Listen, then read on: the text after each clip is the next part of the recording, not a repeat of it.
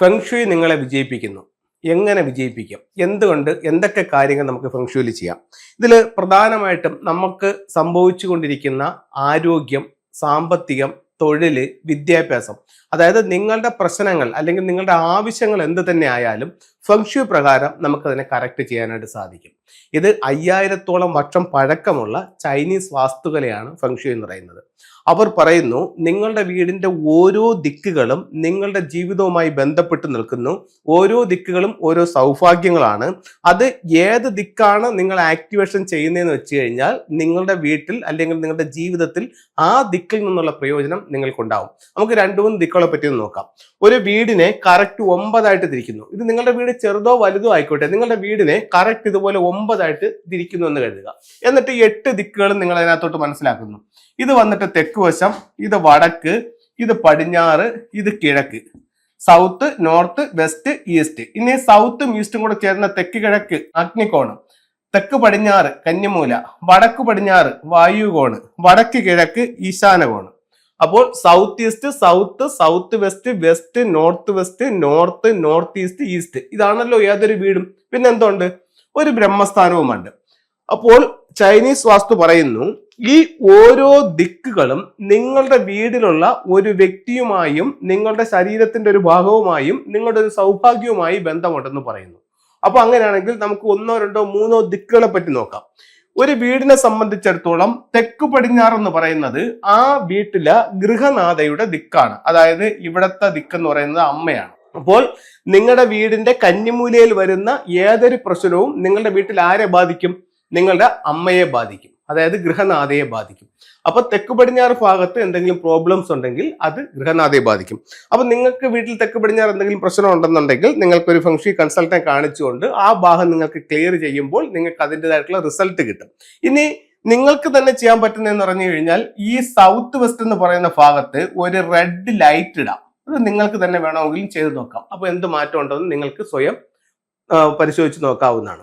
അടുത്ത മറ്റൊരു ഡയറക്ഷൻ എന്ന് പറയുന്നത് നിങ്ങളുടെ വീടിനെ സംബന്ധിച്ചിടത്തോളം വടക്ക് കിഴക്കാണ്. അപ്പൊ നിങ്ങളുടെ മക്കൾക്ക് വിദ്യാഭ്യാസപരമായിട്ട് എന്തെങ്കിലും പ്രശ്നങ്ങളുണ്ട്, അവർ നല്ലതുപോലെ പഠിക്കുന്ന കുട്ടികളാണ്, പക്ഷെ എക്സാം എഴുതുമ്പോഴത്തേക്ക് എന്ന് പറഞ്ഞു കഴിഞ്ഞാൽ അവരുടെ പഠിത്തത്തിനനുസരിച്ചിട്ട് ആ റിസൾട്ട് വരുന്നില്ല, അല്ലെങ്കിൽ അവർ ഉദ്ദേശിക്കുന്ന ഒരു മാർക്ക് കിട്ടുന്നില്ല. അല്ലെന്നുണ്ടെങ്കിൽ കുട്ടികൾ പഠിക്കാനായിട്ട് എന്താ പറയുക, പഠിത്തത്തിൽ അത്രയും ശ്രദ്ധ ചെലുത്തുന്നില്ല.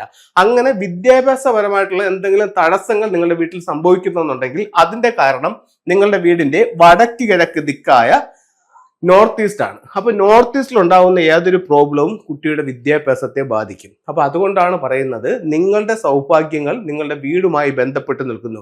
ഇനി നമുക്ക് എല്ലാവർക്കും ഏറ്റവും പ്രയോജനകരമായിട്ടുള്ളതും ഏറ്റവും ആവശ്യമായിട്ടുള്ളതുമായിട്ടുള്ള ഒരു ദിക്കിനെ പറ്റി നമുക്ക് സംസാരിക്കാം. അത് നോർത്താണ്. എന്തുകൊണ്ടാണ് നോർത്ത് ദിക്കിന് ഇത്രയധികം പ്രാധാന്യം വന്നത് എന്ന് ചോദിച്ചു കഴിഞ്ഞാൽ ഫെങ്ഷു പ്രകാരം ഏതൊരു വീടിന്റെയും നോർത്ത് തൊഴിലിന്റെ ദിക്കാണ്.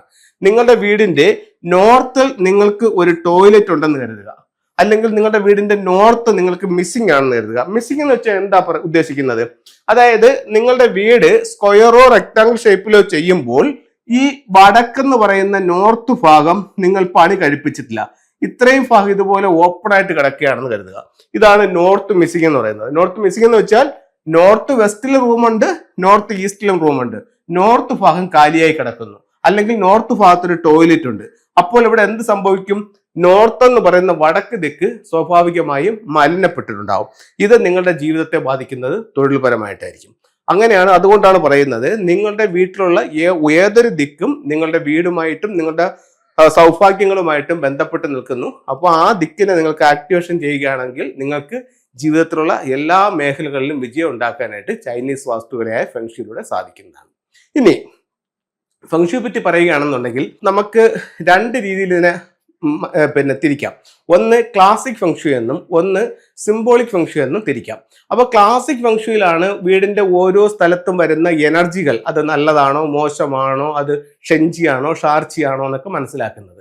അത് ഇതിന്റെ ക്ലാസിക് ഫെങ്ഷുയുടെ ഒരു ഭാഗമാണ്. അതേസമയം നമുക്ക് സിംബോളിക് ഫെങ്ഷുയിൽ എന്നുണ്ടെങ്കിൽ ഓരോ ചിത്രങ്ങളും രൂപങ്ങളും അതാത് സ്ഥലങ്ങളിൽ വെച്ച് കഴിഞ്ഞാൽ അതിന്റെ ഒരു പോസിറ്റീവ് എനർജി നമ്മുടെ ജീവിതത്തിലേക്ക് കൊണ്ടുവരും. ഇത് ഒരു വിക്ടറി ഹോഴ്സ് ആണ്. 2 കാലുകൾ ഉയർത്തി നിൽക്കുന്ന, വിജയിച്ച് നിൽക്കുന്ന ഒരു കുതിരയാണ്. ഇത് നിങ്ങൾക്ക് നിങ്ങളുടെ വീട്ടിൽ 2 ഡയറക്ഷൻസിലായിട്ട് നിങ്ങൾക്ക് വെക്കാം. ഒന്ന്, നിങ്ങളുടെ മെയിൻ എൻട്രൻസിൽ നിന്നും വീട്ടിനകത്തോട്ട് ഒരു ഓടി വരുന്ന രീതിയിൽ വെക്കാം. 2, നിങ്ങളുടെ സ്വീകരണ മുറിയുടെ സൗത്തിൽ വെക്കാം. അപ്പൊ ഇത്തരത്തിലുള്ള ഒരു ഹോഴ്സിനെ വാങ്ങിച്ചു വെച്ചാൽ നിങ്ങൾക്ക് എന്ത് റിസൾട്ടാണ് കിട്ടുന്നതെന്ന് വെച്ച് കഴിഞ്ഞാൽ നിങ്ങൾ ചെയ്യുന്ന പ്രവൃത്തികളിൽ നിങ്ങൾക്ക് വിജയവും നിങ്ങൾക്ക് എപ്പോഴും ഒരു പോസിറ്റീവ് എനർജിയും ഒക്കെ ഈ ഒരു ഹോഴ്സ് നിങ്ങൾക്ക് തരും.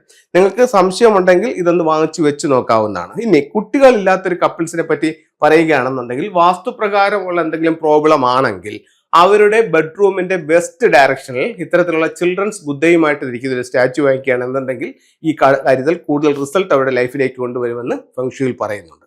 ഒരു ടൂളും കൂടെ നമുക്ക് പരിചയപ്പെടാം. ഇപ്പോൾ സ്കൂൾ തുറക്കുന്ന സമയമാണ്, വിദ്യാഭ്യാസത്തിന്റെ ഒരു ടൈമാണ്. അപ്പോൾ ഇതൊരു വിദ്യാഭ്യാസത്തിന്റെ ടവറാണ്, അതായത് എഡ്യൂക്കേഷൻ ടവർ എന്നാണ് ഇതിന് പറയുന്നത്. ഫെങ്ഷുയിൽ ഉപയോഗിക്കുന്ന ഒരു ടൂളാണ്. ഇപ്പം നിങ്ങളുടെ പഠിക്കുന്ന കുട്ടികളുടെ ടേബിളിന്റെ നോർത്ത് ഈസ്റ്റ് ഭാഗത്ത് ഈ പഗോഡ ടവർ വെക്കുന്നത് വിദ്യാഭ്യാസപരമായിട്ടുള്ള അഭിവൃദ്ധിക്ക് നല്ലതാണ്. ഓക്കെ, എല്ലാവർക്കും എല്ലാ ഐശ്വര്യങ്ങളും ഉണ്ടായിട്ട് പ്രാർത്ഥിച്ചുകൊണ്ട് നിർത്തുന്നു.